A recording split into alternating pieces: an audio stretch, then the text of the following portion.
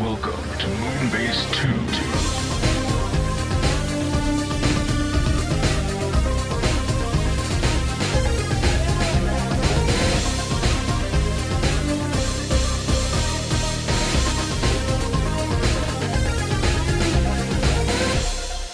Hi guys, welcome to another Moonbase 2 interview with me, Mikey. Today, a good ship has roved into view, I think that's the term, and it's a fine continuous ship. I've been practicing this for like weeks. And it's piloted by Captain John Barbarossa. He's back, ladies and gentlemen. The good ship continuity has docked in once more. How are you, John? I'm good. I'm great. I'm happy to be here, and busy, but happy to be here. Yes, I am very happy to interrupt your busy day and add more pressure to it. No worries. I'm glad to talk. Yeah, so we're going to talk some Transformers. There's big changes coming, so we're going to deal with those later on in the interview. But first, I want to touch on sort of the comics that have been happening since the last time we talked, sort of ROM, Optimus, stuff like that. We only barely got to talk to you about ROM when we had you on last time. And I just want to say, probably the best book of 2017. In my opinion. Wow. Oh, thank you. I think in our reviews, it got a perfect score for every issue. Wow. It was either 9s or 10s, like for the whole thing across the board. Like just art, writing, everything, just a collection of successes. Can you go into sort of the thinking behind the development of the ROM series, and also why you introduced a brand new character in Star Drive? Yeah. Let me see how that goes back a ways. I think Chris Ryall suggested it originally. He was the one-time Transformers editor and former editor-in-chief of IDW. And he, at the time, I think he was the current editor-in-chief. He and David Hedgecock switched at some point. So I'm not 100% sure I'm right in saying that. Chris Ryall suggested it, and I think he suggested the idea of me and Chris Gage writing it together. And I've known Christos Gage for years, going way back to when he was just doing some of his earlier stuff at Marvel. So we've known each other for a long time, but I don't think we ever actually worked together on anything before that. So like that had come up, and then I can't remember who brought up the idea of Alex doing it. That might have been Ryall as well, because I'd talked to Alex Milne at some Transformers convention we were both at. I can't remember which one anymore. But we were talking about doing something together, because that sounded like a lot of fun. He was just. I think he was rapping More Than Meets the Eye, or maybe he was doing something else or something. So we were excited about doing something together, and obviously Josh Perez, too. Christos Gage and I got on the phone and just kind of talked about, in general, some of the stuff. He was writing the regular ROM series with Chris Ryall. But I think at that point he was about to take over just writing it by himself. So he had kind of the ROM thing, and the whole idea was to kind of make a comic that if you were just a Transformers fan, and you didn't know anything about ROM, the comic would completely make sense, because you're seeing the Transformers characters, the Cybertronians meeting this alien race and kind of dealing with them the way they would any other alien race in Transformers.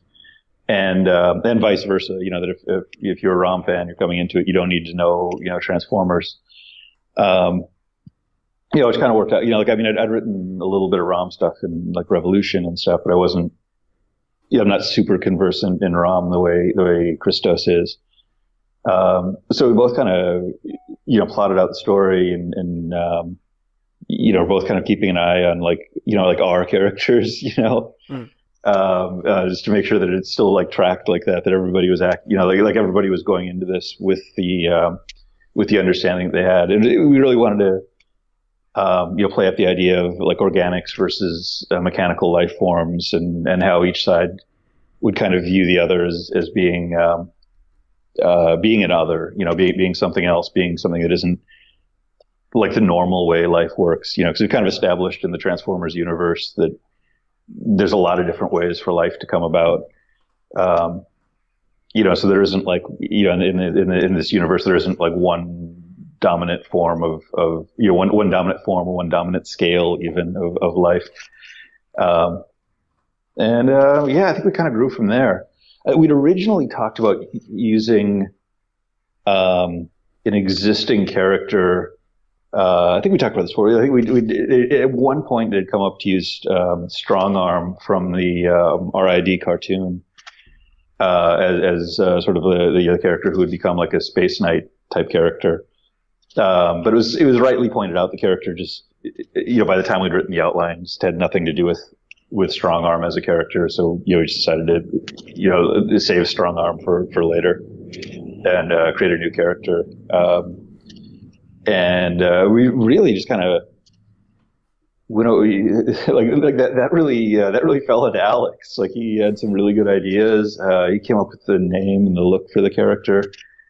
I think he even came up with the idea that she was a triple changer, which, you know, like obviously impacted the story quite a bit. But you know, I mean, that was another, you know, one of the things we wanted to do, or that, you know, that I wanted to do, and that Christos was really game for, because he'd had some good experiences doing this kind of thing, was to write the whole story like, you know, Marvel style, to you know, or plot first, you know, to just write the story out and not break it into panels, and then send that over to Alex, because I mean, Alex had been working on More Than Meets the Eye at that point for you know, a really long time. Which obviously More Than Meets the Eye is a great book, and obviously Alex excelled on that, and then James is amazing at writing it. But that tends to be, you know, there's a real, like, you know, James writes fairly detailed scripts on a lot of things. You know, there's you know, like this one we kind of just wanted to go the other way and give Alex a lot of room. So, you know, we were a little looser on it, and Alex just really took this. There were dense plots. Like, I'm not saying they weren't dense, because they were, but like Alex would take what we kind of, you know, even though it wasn't really broken into panels, you'd kind of break it into paragraphs, so it would maybe look like it was going to be like a 6-panel page, and then Alex would come back with like a 14-panel page. And it was, you know, as soon as we got those layouts, we're like, oh, we're doing something. There's something really unusual about this book. Like, this is going to really not be like most comics out there, which we're all really excited about. So yeah, and then I mean, like, Alex is such, you know, it was great to be able to really engage the stuff that Alex is. I mean, like, Alex is super good just about everything, probably everything. But one of the things that he's like really good at is like there's one point where there's a space station that shows up in there, and I was like, okay, the space station's there, and there's like 50 people on board, and then Alex replies with this email. You know, I figured out how the you know, the duty postings would have to work, and you'd have to have a lot more than 50 people to be able to have like a 3-shift day going on in a space station of this scale. And I was like, wow, great. You know, like, I love it. Like, let's go for it. And he really came up with like the ecology of the world that we were on and everything, which, you know, all of which really fed into the story and played a big part in what Christos and I wrote. This was a really great collaboration with everybody. And that's what we about Josh Perez and Tom Long, who had to make sense of all the dialogue and fit it in there somewhere. But I mean, Josh Perez, you know, his colors are amazing and really helped make the book look like it did, you know, which is, I think, pretty good. Yeah, with a very pretty book, if nothing else. Yeah. And to be like, I always found it interesting because the whole Hasbro universe had a bit of mixed reception on certainly the online side of the fandom. Oh, sure, yeah. But I was reading the Hasbro books before Revolution, so I was up to date in ROM and Micronauts and stuff like that. So I was very interested to see how they'd mix. And I always thought that the bad press some of the books were getting, whether it was earned or not, sometimes worked against this series because it was just so good. And so many people said, oh, I'm not going to read. I'm just like, are you all drunk? Are you all mad with power? What? It was such a good examination of the characters and the setting. Starscream was amazing in it. Were you always intending to have a different Magnus for that, or was that something that sort of evolved in the end when he sort of turned into a little bit less of a likable character? No, that was always intended. Yeah, it was. I mean, you can, like, I think when you're looking at the Like we wanted to keep it vague in the beginning, but I think as it goes on, if you're, I don't know, this is also like potentially a problem with it, is that if you're reading it, you're either thinking we're getting the character real wrong, and we're not getting what James had been writing, or you kind of start to figure out that he's not the same guy that's in Lost Light. Mm-hmm. But yeah, no, it was always intended to be a different guy. Like we were, it was kind of a good opportunity to kind of, Ultra Magnus fits into this sort of weird place in that with this comic, we were thinking we'd probably get some readers who maybe weren't, fully enmeshed in the Transformers universe, but probably knew a little bit about Transformers. And he's a big enough character that if you, the idea of killing him would be, you'd think we weren't going to do that. And if you know the Transformers, universe, we're not going to, because he's still alive. But being able to play with the sort of mythology of that character that James has built up over the years, that there's multiple Magni, multiple Magnuses. It was kind of fun. It was also good to be able to have a real, like Bumblebee's not going to be the bad guy in it, right? Like Bumblebee's not going to come out with negative attitudes towards everybody. And it was nice to be able to have somebody, ostensibly a good guy that wasn't, ostensibly a good Transformers guy that wasn't, I don't know, that wasn't that good, that had some problems. Shades of grey, I guess, yeah. No. Right, like I said, I don't want to spend too much time on ROM. I just wanted to touch on it briefly. One thing we didn't talk about last time we had you on, and I was kicking myself because I had it on my list of things to ask you, and we just ran out of time because you're very interesting and say interesting things, so we don't ask enough questions. But is there was this back when Motion Comics were gathering a bit more steam, I think. You did the Transformers Punishment series, which you made available free as a motion comic, and then it was transferred into Comixology as just a standard read. You and Livia Ramondelli, and that was followed by two more sequel series: the Transformers Redemption and Transformers Salvation, colloquially known as the Dinobot trilogy.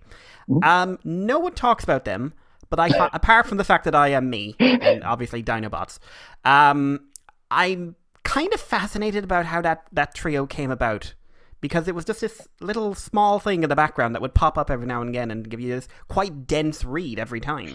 Yeah. So. How did that? So originally it was like a partnership with Made Fire. So it was the original Punishment series was conceived of being the motion comic, but it was basically produced as a regular comic. So we were aware of both of them at once. So like Livio was drawing like essentially regular comic book pages. We talked with all the Made Fire guys. This is going back a long time, so I hope I don't get anything wrong here. But we. So it was always intended, like it was always formatted to be a regular comic. The idea was that we'd have a 48-page, a book of it. Like I think I don't think it's 48 pages of story, but it's like that was what was always in mind. And like we talked to the Made Fire people about like, do we, is there a better way to make the pages? But they were really. They just kind of pushed us, to think through stuff that could animate, but to just draw it like a regular page, because they're used to pulling stuff out and used to making the movement and stuff work. From basing it from a regular formatted comic book page. So we always said that. We always knew it was going to be a book, and then I can't remember at what point. I was talking to Carlos Guzman, who was editing the book at that time, and suggested that we do like a trilogy of them, and collect them that way. Because I think there was, if I remember right, like it might have, some of it might have sprung from, I think where the story took place in, like the continuity of the Transformers RID series that I was writing. or maybe it was just Transformers by then. Like the timing didn't work out for it to be like put in the right paperback in that collection. So it was going to be, it's going to be kind of off, somewhere else if we included it in there, like in that run of collections. So the first one wasn't really about the Dinobots. They played a big role in it, but it was, it was definitely more, they were big players, but it was, Optimus and Sandstorm, right? Yeah. Yeah, I said the right name. Jeez, I just got suddenly worried I was saying the wrong name. Like that was sort of the main like by the end of it, those were the main characters. But kind of go, but the Dinobots played such a big role, and were and sort of Prime's reaction to them, to me, I don't know, I thought there was more to tell with that. So I remember talking to Livio at some point about what we could do with the second one, which is obviously inspired by Fury Road. But kind of doing a different kind of dense story. And then, sort of for the third one, another really kind of dense read, but kind of trying to figure out a different way to tell the story. And they're all, pretty collaborative with Livio, kind of bouncing ideas back and forth and figuring out how to, what we could do to make them sort of unique and unusual Transformer stories that I like. That definitely fit in, and if you keep reading Optimus Prime, then you see that it very much feeds into the story, the ongoing tapestry of all the stuff I've been writing for a while. But if you just pull out that book, there's a collection with all three of them now. If you pull out that book, I think it, you get the Dinobots story through there. Oh, well, it's a very, very interesting read. Again, it's one of those books I think people really should spend the time with, especially since it introduced the first female Dinobot. Was she straight? I believe so. Yeah, as far as I'm aware of. No. Although I'm still slightly annoyed she's a dragon thing. I had a list of dinosaurs in my head for her to be. I'm not kidding. Yeah, no, that's reasonable. I couldn't really have worked, but I was always like, no, she'd be this, and I don't know. But so that's just me being bitter. But you mentioned it there, so let's switch over to the big boy, Optimus Prime, which has been a very interesting read lately. I'm going to ask you a question in a little bit about the more recent stuff, okay. But looking back towards sort of the post issue 9 stuff, so sort of like the flashback to old Cybertron, the stuff with Aileron and Jazz, etc. What's been your overall goal with this series? What kind of story are you trying to tell? That's a good, that's a good question. It's all. The story has always been intended to be sort of the effects that Optimus Prime has on the world and on the Transformers around him, and the worlds, I guess. So it's the title is Optimus Prime, and that was deliberate, and that was a thing I wanted to do when we were relaunching the books. But he is not. He is the main character of it, but sometimes his absence is as important as him being there, and that was always intended to be there. And it gets sort of weird because we've had these colonies in Transformers, and I feel like this isn't something people have called us on, but the word colony implies an empire, and that's not necessarily a positive thing. And the idea of a sort of late stage empire, and the coming home to roost of everything that led up to that present day, it has always been what I've I mean, I think even going back to RID number one, I think that's sort of in the air there, even though like that is directly about the effects of the end of a war. Mm.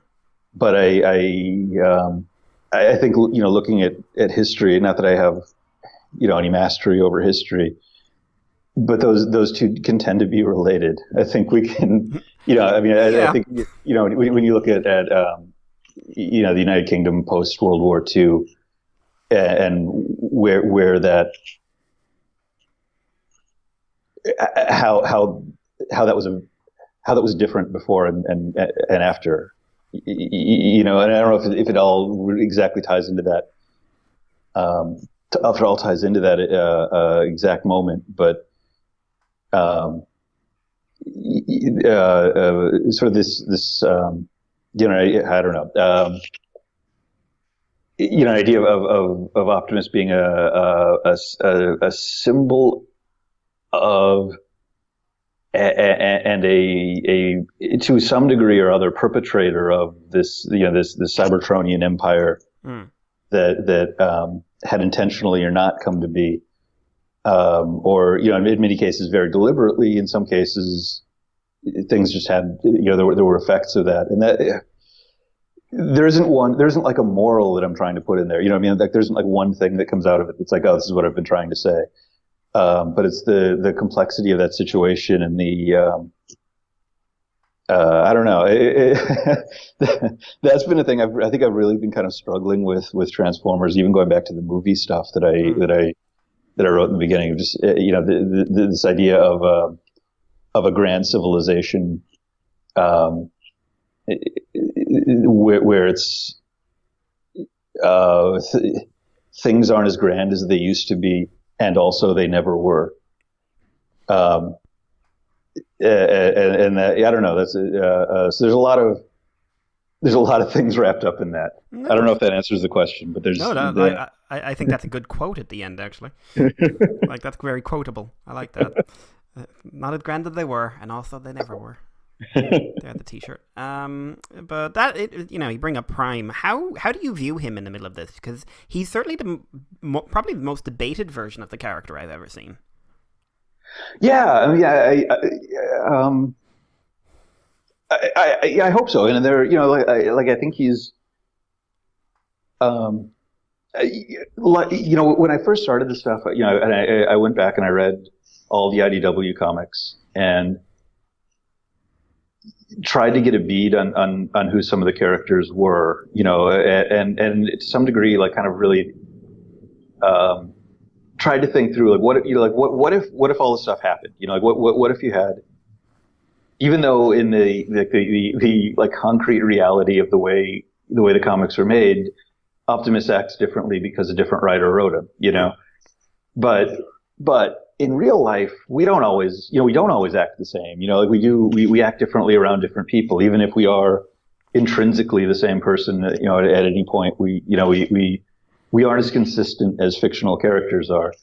So there's an element of reality to that that I thought was kind of interesting, and kind of trying to figure out, well, okay, if you have, the way Mike Costa was writing him, plus the way Simon Furman was writing him, and then not to blame everything on Mike and Simon, but then a big dose of like, well, who do I think he is? And he wasn't in the first year of RID, or longer than that even. I mean, the first year and a half or so, 2 years almost. So it wasn't like I knew he would be there at some point, but it wasn't like, I knew if the series didn't get canceled, he would be there at some point. Yeah. But I didn't know that would happen. I didn't know we'd wind up going as long as we did. So it gave me some kind of, some time to think about, there was a great war leader, and somebody trying to be a good person, like somebody that's not trying to do villainous things ever. I don't think that's ever a thing that he does, but in a reality where a lot of times there isn't a right choice. There's just a less wrong choice. You know, what choices can you have when being right is what you're all about? You know, like when the honor and goodness is the main thing with you. Like where do you?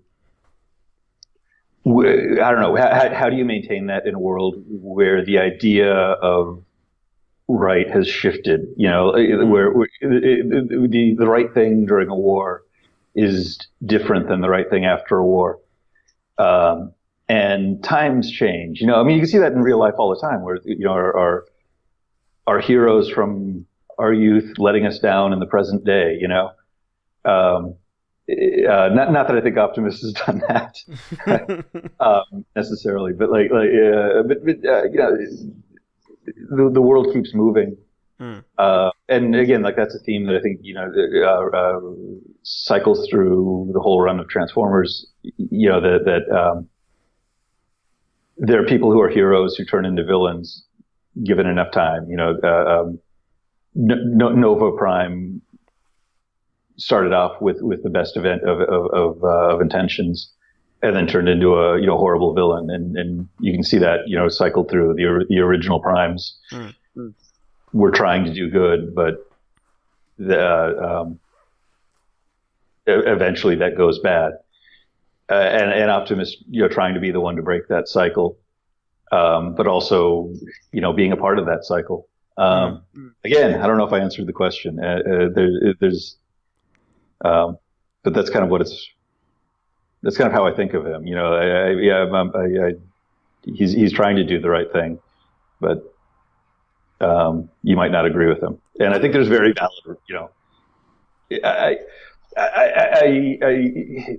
there's like a squishy place in writing fiction where I don't want to be like, I'm just going to say what happened, and then you decide if it's right or wrong, because I'm framing the entire discussion. You know what I mean? Like I'm right. Like this isn't real life where I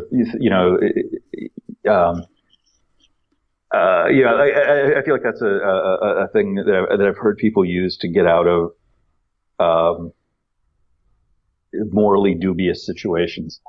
But I'm trying I'm trying with Optimus to create a situation where there's a valid argument for what he's doing, but there's also a valid argument for not doing what he's doing. Where Windblade has a real good point, and she doesn't agree with Optimus, but Optimus does have a good point on his own too.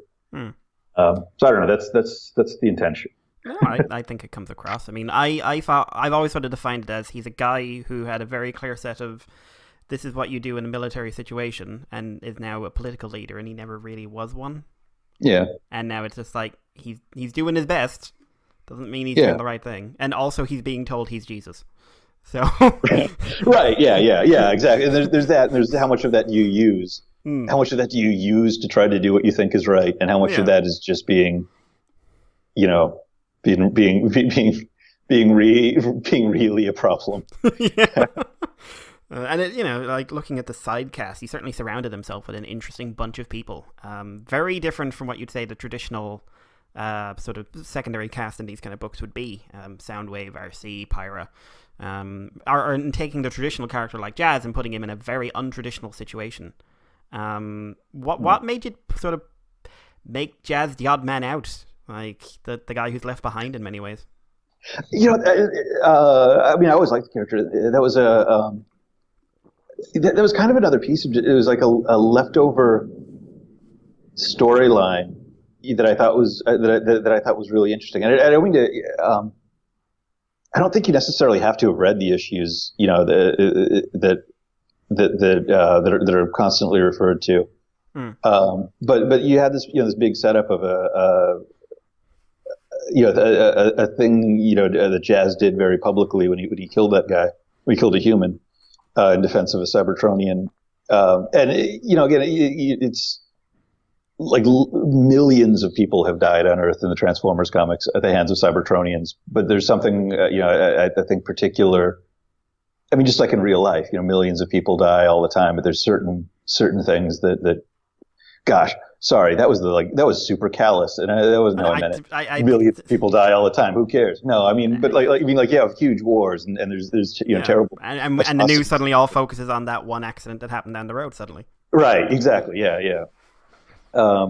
It was really kind of building from that, like, what's an interesting thing you could do with, you could do with Jazz. There's so many interesting pieces about. I mean, the character in general is great, but there's just so many interesting things in the IDW universe. That he was the first Autobot to go to Earth, and I don't know. There's a lot of pieces that I thought were really interesting to play with him. So he started, and we'd sort of, I'd set him up in the beginning of our ID that he was kind of out of this whole picture, that he wasn't going to be, he was done with the fighting, and he'd moved on. And then when, Optimus sort of brought his, got the band back together to go back to Earth, an issue, like 28 or so, he, kind of recruited Jazz back in. So there's a, certain, not exactly reluctance, but like I feel like Jazz is somebody who would be questioning whether he should have been doing more or should he be doing less, now. Yeah. I don't know. I just thought, I just wanted I wanted to have some unusual characters. A lot of it happened kind of organically. It was just characters that I wound up being, more interested in. Or I mean, when Andrew was working on the book, that he and I were interested in, and then when Kay came on, when Kay Zama started drawing Optimus Prime, and there's stuff that she was into too. But, speaking of Karen, just before, because I do want to touch on the falling a fair bit, but speaking of two characters that have gotten a bit more attention lately, Arcee and Aileron. Two things. What sort of what do you like about Aileron? Because clearly you do like her because she gets lots of attention, and she's kind of needs to be protected from life and everyone in it. And this whole Arcee Galvatron idea, how far back does this go? Because I was rereading RID recently, and basically you had those 2 or 3 different meetups they had. And I could say in one meetup it didn't feel like they knew each other, but then I couldn't tell if it was hindsight or something. Like, hang on, the language seems a little different here. So I'm does this idea go back a long time, or did this come in when Optimus Prime started focusing more on the idea of Onyx and the past and everything else, or? And also, Aileron, is she amazing? Let's see. Aileron, I liked. She was just kind of she was a cool, unusual design that Andrew came up with. He kind of brought up the idea of doing, doing some new characters. Because I think I tend more than James to just find some old characters, which is funny because James does too. But maybe that's not the right way to put it. I'm more likely to, if I find out Waspinator's coming out as a toy, I'll be like, okay, well, I need a character here. Let's use Waspinator for that. Something like that, where it's not. There's no mandate to do that, but it's like, that'd be, that seems like a fun character to use. I'm happy to do that, and I'm not, like somebody like Waspinator, for instance. I wasn't super familiar with. That wasn't a thing I grew up with. So you find out a little bit about him, and I'm like, that's a pretty cool character. I like that. I think Lost Light, or More Than Meets the Eye at that point, was having more new characters show up. I think like Andrew kind of suggested, let's do some new characters. So I like the idea of having a character like Aileron, who is sort of a fan of the Primes, or like sort of a fan of this stuff. It's funny because this is before Force Awakens, where that became sort of a more normal thing, I think. Where I thought it was cool. I love Force Awakens, but I think it was kind of. But I was saying, with Aileron, sort of the idea of somebody that, it's sort of grown up with tales of adventure and action, but never didn't actually live in it the way the Cybertronians in the war lived it. I mean, there's nobody from Cybertron that could have anything but a vision of war that literally destroyed their planet for millions of years. So the idea of her going in and thinking more of adventure than war, and then finding, sort of how bad it can be, and having somebody that both does view Optimus as more than just a normal Transformer, but then also gets to know him, and have sort of have that going on. That it's it's an unusual thing. Like she's meeting her hero, and it's not like he totally lets her down or anything. It's just she comes to see, this is a person. And it's this other thing, I don't know, without having that point of view, and I don't know how much that comes through, but hopefully it does. But that's sort of who, she's sort of an innocent person who has seen, or she came in as that, and now she has a couple years under her belt of seeing this stuff, and as these colonist soldiers come in, she knows what's going to happen. Like she knows they're going to go through the same stuff she did, and that's kind of where we will be soon, where we have been a little bit, and where we will be again soon. I'm forgetting what's out right now. So that was sort of, I don't know. That's sort of where I was with her. The RC stuff, I mean, it wasn't something that was like planted. It wasn't something that was in my mind from RID1 or anything. It was one of those weird things that as at some point I remember having that idea, and then I went back and looked at stuff, and there'd been clues planted for that. There were things that, at least in my head, were like, that it's sort of implying that to me, there's a suggestion that there's something more about him. Like, clearly they knew each other. Clearly, I mean, we know she's very old compared to, or she's been around for a very long time compared to some of the other Transformers. All that stuff sort of started to piece together. I actually can't remember when that originally came in. It was before it was revealed, but it wasn't all the way back in the beginning, to be honest. Yeah. But again, I think there were some parts of my either subconscious or blind luck that were planting that seed. Because it was something I remember looking at some of the stuff and this kind of does suggest that, maybe I hadn't realized I'd been thinking that for a while or something. Maybe that's utter nonsense. It's all an elaborate plan. But yeah, I mean, I thought, and that's something that's really going to play up in Unicron. I mean, there's some the idea that she was there at some of those stages. That's a key thing in Unicron. Yeah, well, I want to touch upon Unicron in a minute, but we've got to talk the following. What is in the water there? You do realize you broke the internet. Not only that, but the fact that there had been, I think it was either an early release or delayed release where the two issues came out at once. Yeah, that was nuts. Yeah. And it was just I saw someone said, I'm not sure how I would have felt if I had to wait a month to find out what was going on.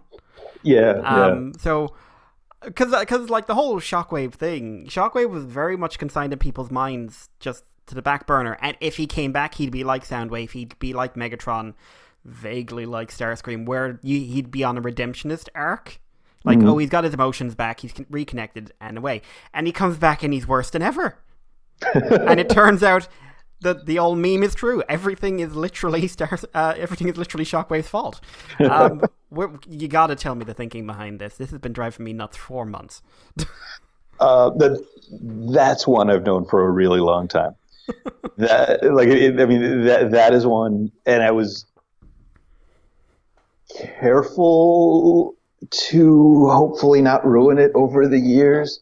But if you go back, there are a lot of there's a lot of references. There's him on hieroglyphics and revolutionaries. There are all these pieces, but I remember this probably all came together in my head sometime between before Combiner Wars, somewhere between the end of Dark Cybertron and Combiner Wars. I think that's right. But I remember having this sort of, I don't know what to say, like this revelation of, oh, this story is going to be called All Hail Optimus. Here's what's going to happen, and here's what Shockwave did, and here's how it all fits together, and that's my run. You know what I mean? And that's the end of the story I'm telling. And I probably called James first and told him the whole thing. Then I think I talked to Michael Kelly at Hasbro, and then Marguerite Scott, and talked to all of them about how it was somewhat. And no, Carlos is probably the first person I told. I forgot Carlos Guzman who's the editor. And I remember especially when I was like talking to Michael Kelly, I'm like, then I'm pitching it. Like he can say no. So could Carlos, I guess, but he liked it. But and ever since then, there've been all these pieces that have been going on, all the pieces with the talisman, all these things that maybe haven't fully made sense, that hopefully if you go back and read them, it all fits together, because it was I was trying, and it all leads to. I mean, at that time, like back in Combiner Wars, it wasn't necessarily Unicron that was going to be the end thing, but there was going to be an end thing. What I mean? Like maybe, but eventually it all came together, and it's like, oh, okay, these are the same thing. This is the ultimate thing that's been at play for a long time. So yeah, I don't exactly. I don't know exactly how much more to say, but no, it's been, and I don't. Hopefully, none of that takes away any. None of that is meant to take away the complicity of other characters in doing what they have done over the years. It wasn't like this is a thing that Shockwave was so able to control other people that nobody else is to blame for their actions. That's not the case. He had his goals, but other people made their choices. Yeah, it's one of the things I liked about what James set out when he established how time travel worked in the universe. That it's all going to play out. It's just everything was always part of it. So Yeah, well, James, we talked about that a long time ago. That we, I mean, that's how I've always wanted it. We were happily in agreement over how time travel should work. Which makes Requiem of the Workers very sad at the end, but yeah. So I mean, so why Shockwave? Like, okay, so Shockwave, you came up with this idea a good long while back, which means there was never an Onyx Prime. It was all a tissue of lies. But why didn't you say, after every major villain in IDW has gone the redemptionist route, with the exception of stuff like Scorponok and Sentinel and whatever, why didn't you take Shockwave down that road? Do you just like him more as a villain, or? I do. I mean, again, he does not see himself as the villain. What I thought, would be interesting is not that when he regains his emotions he suddenly realizes everything he's done has been wrong. As much as he realizes why everything he's done didn't work. And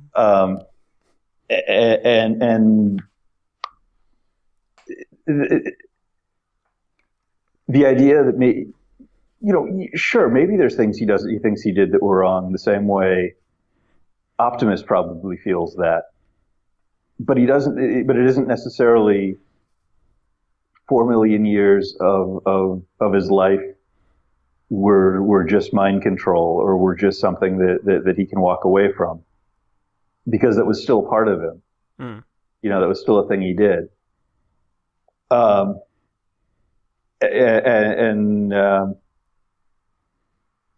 the idea of it being more of a synthesis than a recovery, and when you pull back on it, like, he was still manipulating stuff. I don't know if James has the same take on the character, on Senator Shockwave, but he was still manipulating things. Like, he was still conspiring. He was still working in the background to have his vision of what was right become the dominant vision. That's what he was always doing. That's what he got in trouble for. And maybe he was right then, but that was still what he was doing, So it's kind of, he even getting his emotions back, kind of continues that, okay, well, I'll be in the shadows pulling strings and conspiring to make Cybertron what I think Cybertron should be. So that's my take. That's my take on the character. I think that's a very interesting take on it.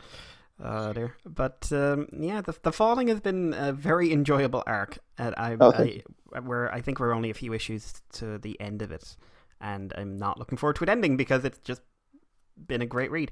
One last thing I do want to touch on for Optimus Prime before we sort of talk about the future a bit. You have been steadily, I'd say, sort of been removing the mystical element from Transformers, with the Falling sort of culminating in the deity figures, the Primes, being completely, like, the rug has been swept out from under them. What have you just been doing that because you thought it was a good storyline, or did you have something bigger to say in that, or is it just, it's something I've been weirdly fascinated by, and I can never really figure out why. Yeah, no, it's good. One of the things that kind of bothers me in a lot of like sort of pulp science fiction stuff is the things people believe on other worlds are literally and provably true. You know what I mean? Like the these grand forces of the cosmos, they tend in a lot of pulp science fiction to be like a literal, detectable, provable thing that you can go out and see. Whereas the things people believe on Earth are not that. That's why they're beliefs. They're some might view them as myths. Some might view them as reality. So that's one of the things that you'll see some characters confronted with, is even in the face of Shockwave, revealing that he built the myth of the Primes. Even in the face of Aileron getting to know Optimus and knowing he is a person. He does make decisions like everybody else. Even in that face, there are going to be people that still believe in him. And I don't know. I think that's it. I think that's interesting. I think that's an interesting. I don't know. I feel like that's more interesting than the idea of, no, there actually are 13 primes that are better than everybody else. And there's also, there is a moral component to that. The idea of going out.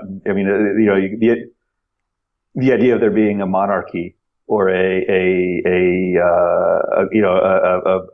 class system based on where you're born or your race or your religion or whatever. I find that morally abhorrent, So I don't think like I don't think I could I don't think the 13 primes were necessarily better than everybody else, by virtue of their birth. Maybe some of them might be better than everybody else by virtue of their actions. Like Superman's not better than everybody else because he has the superpowers. He's better than everybody else because he does good things. Yeah. Like I can buy that. Like I can buy people being good, but I not the idea. The idea that they're born into it. So there's probably a little bit of that, but it's hopefully it's all in the service of it being a good story and it being Shockwave's grand cataclysmic plan of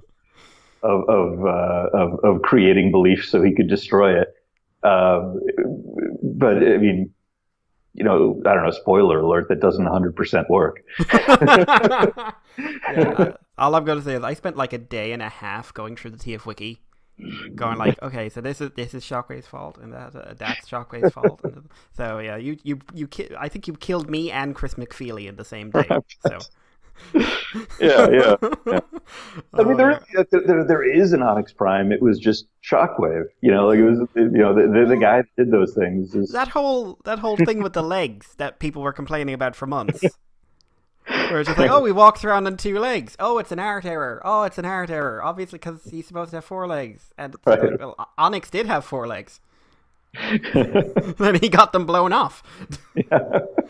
When I realized that, I actually had like one of those like, oh my god, oh, it's been there all along. He has 2 legs because Shockwave has. I literally said that. I said Shockwave has 2 legs, so Onyx has 2 legs. I remember like I was in like a. I was in a hospital texting or like emailing like I feel like it was Livio or Kay, being like, oh, remember he's got these similar legs. And like, yeah, we know. Oh man, but no, it's a very enjoyable story, and I'm very interested to see how it ends. Especially now, Bumblebee's coming back into it. Poor old Ghost Bumblebee, and Starscream's latest kick in the pants, for want of a better term. But like I said, I didn't want to keep you an infinite amount of time today. I owe you because I wasn't going to bring it up. I inadvertently blew him off earlier this week. Not put my calendar like I had, so it's completely my fault. So, yeah, the tone of the emails afterwards, just like, oh yeah, it's great, fine, yeah. I'm kidding. He was. That's not true. He didn't even email me. But, you're a wonderful person, John. We wouldn't change it. But as we get away from the your crazy wall of interlinked continuity madness, let's sort of talk about the end, sort of like what must be like the end of the John Barber magnum opus, which is the end of continuity. Yes. Which is Unicron. We've had issue 0. Everything else is coming, and not only is it the big event that is tying up your and James's run, it is the big event. It is tying up the IDW universe as we know it. The big question there is, why is the universe ending? Apart from the giant planet monster. Yeah, so way back when I had the whole Shockwave story idea, and I remember I told James, like, hey, I'm gonna, and that's the end of my story. I'm gonna leave at the end of that. And James was like, oh yeah, I've got an ending too. And I'm like, well, I didn't mean to make you, but he's like, no. I mean, I think, I don't know if it'll time exactly out. But I mean, going back, and this is over a year ago now, well over that. The decision was made, I think, knowing we were both heading towards the ending. Marguerite, she wrapped up till all or one. I think there was an opportunity. She wrapped up till all or one, and James and I were heading toward an ending. I think it all kind of came together, I presume, between IDW and Hasbro, the idea of putting an ending on this and having this be something that just exists as a very long story with a beginning and an end. This iteration of Transformers, I mean, going back to the stuff that Simon Furman and E.J. Sue did, all the way up to to the end of Unicron and to the end of Lost Light and Optimus Prime. So yeah, I wasn't 100% privy to the decision making there, because I was a freelancer at that point.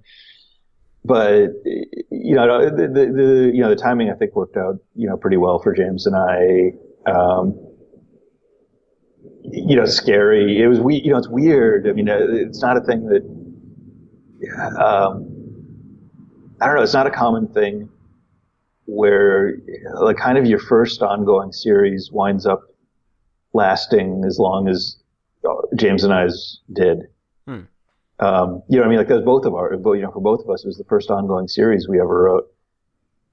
Then when I was writing the outline for RID, I was like trying to figure out how I could get, I was like sneaking in a 13th issue, from what I was asked to do, like a year's pitch, because I was like, oh, maybe I can get one more issue out of this. Because like that's what an ongoing series is. It maybe, if you're lucky, lasts 8 or 12 issues, and then you get, and then you're gone. So we were pretty lucky. We had a good run. I think we were both kind of heading in toward where our story would have, it was going to end. So yeah, I don't know.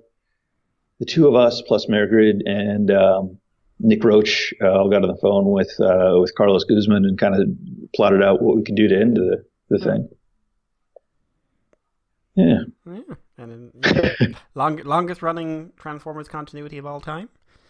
I think that's right. Yeah, you and James, I think, officially the two longest running authors continuously. I think in page count, you are the most prolific. I've said this before, but like I'm not going back and counting up every single page of every book, but you're big. So I mean, tell us a bit about the Unicron story. It's you, it's Alex, new colorist that I'm not familiar with on it. Yeah, Sebastian Chang. He colored Revolution and Revolutionaries. Right. I should have checked that. Yeah, that's okay. No, he's great. He's really good.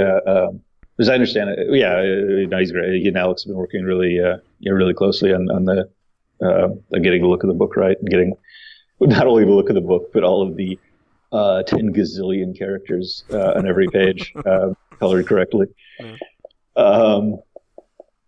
I mean, it's weird because we've been working on it for so long, and we're still just the 0 issue out, and that being sort of a flash forward in terms of where the where Optimus Prime fits in there. But the premise is Unicron is targeting Cybertron's 13 colonies. And it's destroying them one by one, and we're running out of colonies before it gets to Cybertron itself. And the mystery in the beginning, which will get resolved, relatively early on in the story, is what is Unicron and why is Unicron. And then it's going to be a matter of can this be stopped? Should it be stopped? Probably. Let's go with that. I'd like not to see everyone get eaten. I'm just saying. Yeah, it'd be good. Yeah. We're definitely gonna definitely not everybody makes it out of this. No, definitely. I've read 0. Yeah. that was a kick in the teeth. I'll just without spoiling anything, like it just came available on Comixology, so I won't spoil it for anyone. But it was, I am now ready to see literally everyone die. Hopefully somebody will make it. Megatron just pops in at the end and just like, I'm back, guys. Oh no. I'm gonna go back there. You're fine. But yeah, so I mean, what kind of role is Optimus Prime the series going to be playing in this? Is it going to be telling part of the story? Is it going to be a side thing, or? It's largely parallel. It'll let's see, the first post-falling issue of Optimus. The story is called The Last Empire, and it'll sort like it sort of fills the like even though I believe it comes out after Unicron 1, but it'll sort of fill in for Optimus readers some of the stuff that like how we got to some of those places. I mean, these things are all written in a different order than they're coming out in. Usually we know when they'll be coming out, but it isn't like you're going back and trying to fill the stuff in. It was like, okay, here's where these characters are going, and now okay, it'll come out in this order, so make sure it reads right. Like you should definitely read it after you read Unicron #1, even though parts of it take place before. But again, it'll largely be exploring what's going on in Optimus's absence while he's playing a major role in Unicron, and sort of dealing with I don't know, like those issues will be tying in with what is it, 22, 23, and 24 will be tying in with like sort of the more Optimus specific story elements. If that makes sense, instead of like sort of general Transformers story events. Yeah. And then 25 is like 25 is the ending. Like 25 is the it's not exactly epilogue, but it is the finale to it. That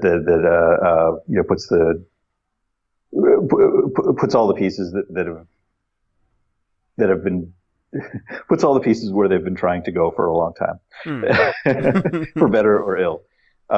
If anything's left, 25 might just be blank pages, guys. Oh god, because everything might be over by then. I just have like a it's not blank. It's Crisis not blank. in Infinite Earths thing in the back of my head, and I can't decide if I think that's great or horrible. It won't be that, but I mean, that was definitely. I mean, like that's that's one of the grand, big crossovers, and also one of the ones with somebody drawing 11 panel pages with 1 million characters in them. Yep. So it has that much in common. Killing Barry and Allen a lot. Yeah. He dies like 3 times in that book. So yeah, like, is there anything else you want to say on Unicron itself before we sort of move on to the tail end of things? No, I mean, I'm really excited by it. I love how excited Alex is by the stuff. He seems to be like, unless he's just lying to me, he's really enjoying the story.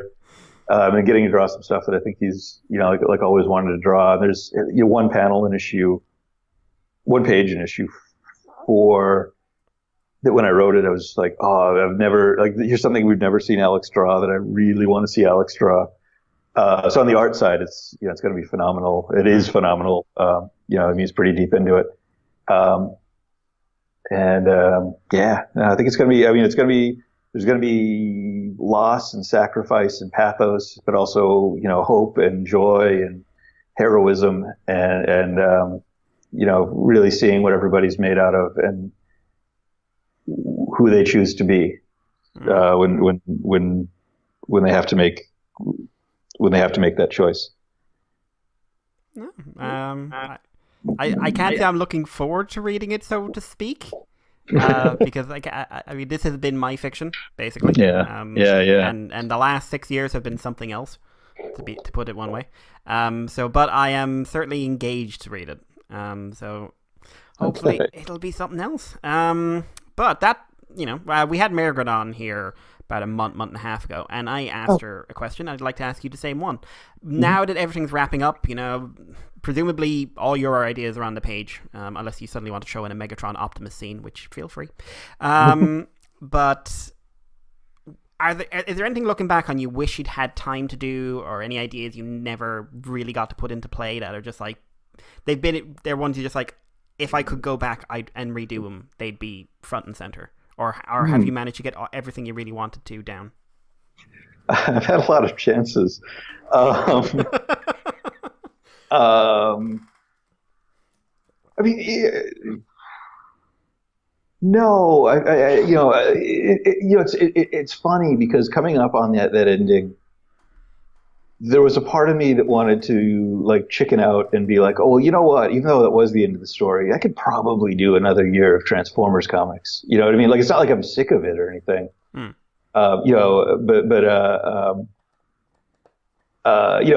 So not really. I mean, there's a couple stories that I don't, I would probably have handled differently now, but not a lot. I mean, a lot of it, I mean, it's hard to look back on it like that because it's, everything's so tied to, the time and the, I mean, from my point of view and from the point of view of, like Andrew and Kay and Priscilla and Livio and everybody that's drawn it, I think all the stuff's tied to who we were at that point, Hmm. So it's hard to, look back. It weirdly gets easier to look back as time goes because you're further away from that person. Hmm. Like I can look at the earlier RID issues differently than I could a few months afterwards, where all I saw were the, things that, oh, I wish I would have paced that better, or, oh, I wish that dialogue were better, or, whatever. So I don't know. No, I mean, I'm pretty, yeah, I mean, I'm pretty, I'm satisfied with what we have. I mean, I think it stands on its. I'm proud of what we've made. Hmm. Like I feel like I can stand by these comics. Like when they're out there, and I don't have big regrets. I don't know. Margaret regret like everything every time she worked with me or something. It was just swearing. It's just like she said your name and just swore for 5 minutes. It was a bit embarrassing, to be honest. Let's just say that's a joke. That's a joke. We're friends. We're friends. Right. No, I'm fine. I'm sure that nothing goes on behind the scenes with the fist boxing and the rest. Margaret's wonderful. Quite mad, but wonderful. Oh yeah, she's great. Yeah. But I'm really excited about the Batgirl and yes. stuff. I'm falling into that trap where I haven't been keeping up with Batgirl, but I will pick up that issue. Yeah. So, now if she does a Flash story, then I'm all in. But specifically Wally, but that's a kettle for another fish. But right, so like Transformers as we know it is ending. It doesn't mean it's going away. IDW has already announced 3 non-main universe books. The first movie comic since 2011. Mm-hmm. The Bumblebee graphic novel and book you're working on yourself, Star Trek versus Transformers. I'm beginning to think you're just John Barber versus Transformers with the amount of crossovers you've done. I'm writing the Bumblebee prequel too. Oh, I got all the stuff off the wiki and they didn't have you listed there. So, failed wiki, you failed.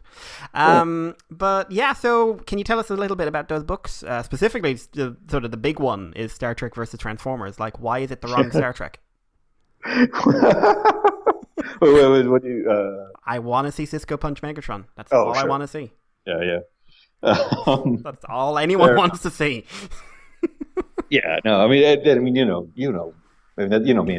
Deep Space Nine is my favorite one too, right? Yep. Yeah, but I do love the original series. That was there were times when I'd be like answering stuff like stuff on Twitter or something, and I'd have to be a little cagey about, or I'd feel like I had to be a little cagey about like how what's coming next. It's like, well, it won't necessarily be in the same universe, or whatever. But like it was because I knew Star Trek Transformers was coming out and that hadn't been announced yet, so I knew literally what the next thing was going to be, even though that. That is not the relaunch of Transformers from IDW. There will be one, and that is not it. But like, there's all the this continuity ending doesn't affect the idea of doing movie books or of doing G1 stuff or doing whatever. Like all that stuff would continue the same way it would, regardless. I mean, theoretically, continue the way it would regardless. And there will be a new thing that we will talk about later. How did that come about? Sarah Gatos, who is now over at Oni, but at the time was here at IDW, She suggested we do this, and I remember this is something Mike Johnson had suggested years ago. Mike had written on the Transformers Prime series, and then he and Margaret actually co-wrote the Transformers Prime comic book series. Mike and her had both written on the animated series. I mean, and then the two of them co-wrote the most recent the last Transformers Prime series we did at IDW, the comic book series. And again, Mike's somebody I've known for a long time, and then never had a chance to work with. And then he actually moved down to San Diego. So when he started working on it, we actually got to like meet up and collaborate on stuff, which I never get to do. Nobody lives around here. That's not, well, a lot of people live around here. No one matters. It's fine. Nobody that matters. So the idea had gotten serious, and then there was some talk about like which versions, and then it finally came down to this wild idea to make it about the animated Transformers series meets the original animated Transformers series. Did I say Transformers twice? The animated Star Trek series. And it blew my mind to go back and figure out that there's not a whole lot of time between those two series. Like in my head, Transformers is that's fully part of my childhood. That's deep in there. The Star Trek animated series is before I was born. But as you get older, the inexorable march of time, starts collapsing things together. Where it's, nowadays I'll find the 10th anniversary edition of a book that I bought when it came out that I felt like I just hadn't got around to yet. Yep, been there. And looking at it, it's like, there's only 10 years between the Star Trek animated series and the Transformers series. Like that's like something from 2008 meeting something now. Like those are both right now, right? So it just seemed like a really kooky idea. And then I'd actually watched the Star Trek animated series for the first time maybe 5 or 6 years ago. I'd seen episodes, but I hadn't seen the whole thing. Until I was doing like a big rewatch of Star Trek, a few years back. So it was relatively fresh in my head, and it was it was a fun series because it was a lot of the same writers from the original series, and all of the voice actors except Walter Koenig. So it was I don't know, it was just a kooky idea, and Mike and I have hammered out a story that I think is a lot of fun and hits a lot of Star Trek and Transformers pieces, and I don't know. That's how it all came about, I guess. And it's a 4-issue one, yeah. Yeah. And presumably, whatever happens after that is whatever happens. Yeah. Hey, everybody, buy it. Hopefully, we'll do more. But we definitely. It's completely standalone, but I think we would all love to do the animated version of Deep Space Nine meets the animated version of Transformers. We'd love to do something like that. Everyone buy this book, get it into third printing for the love of all that's holy. Yeah. This is just making me think. Did you ever read? It was a novel. I think it was published like in the late 90s. X-Men versus Star Trek. Did you ever read that? No, but I didn't even know about it until recently. But it had come up. Somebody brought that up the other day. Yeah. So I just heard about it a couple of weeks ago. I didn't remember that. No, it was. I thought it was like a comic or something, but it was a book. And then it had. I never read the first one, but the sequel was in my library. And I read that 6 or 7 times. And it was just like, what if they all met up and like they go to a planet where everyone's basically mutating, and Next Gen has to work with, like, Wolverine and Worf, the buddy movie it kind of turned into. Not kidding. That's great. But like they do the whole holodeck thing, and it's just like, oh, we're fighting your guys, Worf. Okay, I'm gonna program in my guys. They're way more fun. Oh, you're like my guys, like Juggernaut and I think Red October's in there. But I found it interesting to see this because I like Star Trek crossovers are becoming a bit more of a thing. We had Green Lantern crossover there a while ago, and I would love. I'm not a fan of crossovers in general, just because I think sometimes they're a bit. Hey, what if this and that hit each other? The end. But like, if we could keep up some of the good stuff, I would love to see Transformers having like a sub series of Transformers meets whoever, Transformers meets the Turtles or something like that. That'd be super fun. Yeah. And one of the things that I think is really fun about this, I don't know if it made it clear, like the comic is drawn as though it were an animated series. Like this isn't, you're just going to look like it's classic G1 Transformers. With some additions. I have Windblades in it, but there's some, but everything's in that style to look animated, which I think gives it a real identity. But yeah, no, I'd love to do more. I think there's some really fun, some fun crossovers, as long as we can keep them fun and and find something interesting about them, which I think like Trek Green Lantern I think did, and then this one I think it definitely has a lot going for it to make it interesting.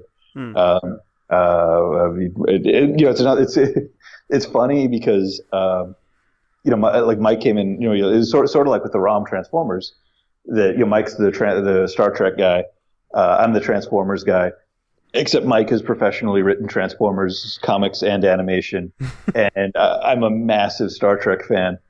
And at one point I was like, setting these. I was like, oh, Mike, I screwed up. I put it was it should have been a D7 ship, not a D9. I don't know what I was thinking. Like it just so it's funny. I would have loved to have sat down while you were scripting that.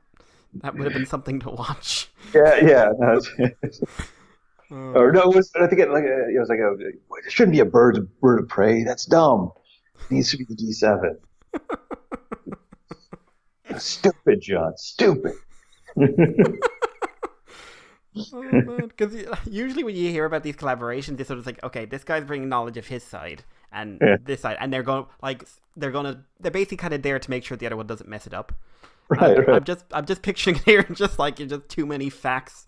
Just like, should we throw in this character? No, he can't get into space. He doesn't have the right alt mode. Oh, right. But then Klingons need to be. I would have loved to have sat down watching that, but right, we're sort of wrapping up. Obviously, like I said, there's the Bumblebee graphic novel, which you're not involved in. I think it's got a new writer team on it.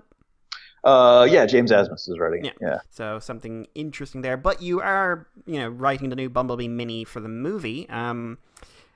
I'm very curious how you got another comic out of it, because I remember, I think it was 2012. It started going around that Paramount had kind of put the kibosh on the movie comics because they were providing too many spoilers or something like that. That wasn't quite true. There were a couple. Yes, you have to be very careful when you're doing the movie stuff to not spoil things in the movie. And there were definitely there was something we were keenly aware of. Let's say when we were making the last round of movie comics. And again, that was before I was an editor here the first time.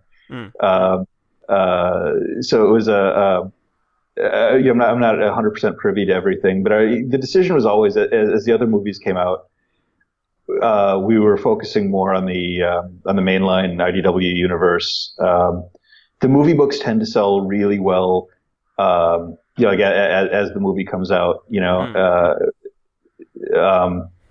it was sort of more of that, that kind of decision. Like, well, maybe we should stick with the stuff, and build up the universe we're building.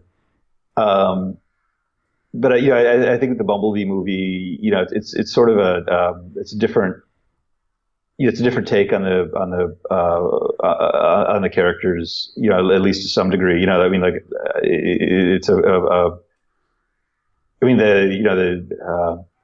the trailer, obviously calls back to the first Transformers movie, with I'm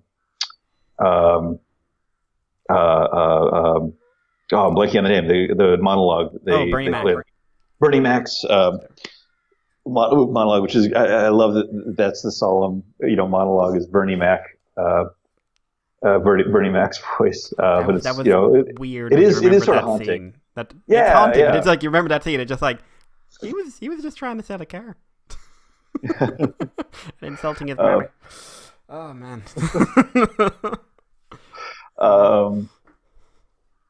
Yeah, that's right.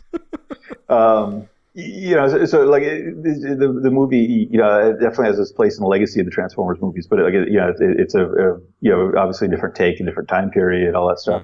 So I think the idea of just doing, another movie comic, I don't know, everybody decided it made sense and it'd be fun. And like the really funny thing about it from my point of view is that we literally just went back and got the old band back together, and it's the crew that made Transformers Foundation. So it's me, Andrew Griffith, and Priscilla Tramontano doing the book, and it's really fun. I mean, obviously I've worked a ton with Andrew and Priscilla since then. We've pretty constantly been working with each other, but it's fun to get all of us back together on another movie, another movie comic. And it's also, the Bumblebee movie is set in the 1980s, so I think for reasons that are kind of apparent in the trailer, it wouldn't make sense to set it right before the movie. So we kind of pulled back and did like a 60s spy story, which is something that like Andrew and I have separately both really wanted to do. So it's really nice to get all that in there, and hopefully Priscilla wanted to do that too. she's coloring it really well. She's doing great. So I mean, everything kind of came in. So I don't know. I'm excited about it. It's fun. To it. Yeah. It's been like I never thought I'd be looking forward to a movie comic, and then I remembered that I liked the ones that happened before. Yeah. This is definitely it's a nice standalone. It's an adventure of Bumblebee. It's him having a relationship with another human. Besides the characters from the new movie, I mean, or the previous movies. But it's that's really I'm really excited about what we put together on it. Yeah. In that case, John, I think we can wrap up there. Anything else is me basically trying to get you to give away stuff, and I don't think I'm going to win that fight. Apart from like Counterpunch miniseries win. just I don't know if that's going to get easier or harder. That's not going away. Just so you know, that will never with anyone. Like just saying, Counterpunch miniseries. That's all anyone wants. It's like it's right there. It's like it writes itself. Like, oh my god! But John, thank you so much. This has been amazing. Oh, thank you. No, it's always a pleasure to be on here. Thanks for having me on again. No, and again, sorry to leave you hanging earlier in the week. Well, I only take offense, but no, it's grand. It's like believe me, I've done worse to better people. So, but no, so like congratulations, of course, on the new position as editor-in-chief of IDW. Hopefully, we'll it'll be a fun job for you, and you're settling in nicely. No, it's been good so far. It's been very nice. Yep. Yeah. Like we'll wrap up there. So, guys, hopefully you all enjoyed the interview. If you'd like to hear this interview about a week before everyone else, sign up to our Patreon, $2 a month. You get shows like this 1 week early. You get the comic show 1 week early. You get the extended version of the comic show where we talk about either some interesting Transformers side story or a random comic that, will fill in the gap. Atomic Robo next time. Super excited for that. And yeah, you'll get various other little extras if we throw them out. We've got our Moonbase Woo Woo, which is a terrible name for an interesting show where we talk about something completely non-Transformers related. This month, it's slightly delayed, it's going to be Marvel and the Avenger movies, so that'll be something. So keep an ear out for that. And if John Barber would like to pay $2 a month, he can listen to it. Or I'll send it to him. I just got this job. I need to.